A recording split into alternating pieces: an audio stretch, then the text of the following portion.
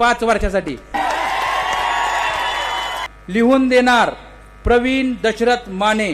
संपूर्ण कार्यकाळ सहज उपलब्ध राहील। हात दाखवा आणि आमदार थांबवा। मी किंवा माझ्या कुटुंबातील कोणीही सदस्य कसलंही कंत्राट घेत नाही व इथून पुढे देखील मी किंवा आमच्या कुटुंबातील सदस्य कोणतंही कंत्राट घेणार नाही। आमदारांना शासनाकडून मिळणारा दर महिन्याचा पगार मी तालुक्यातील गोरगरीब मुलींच्या शिक्षणासाठी तसेच औषध उपचारासाठी वर्ग करणार। आमदाराचा पगार जनतेला देणार।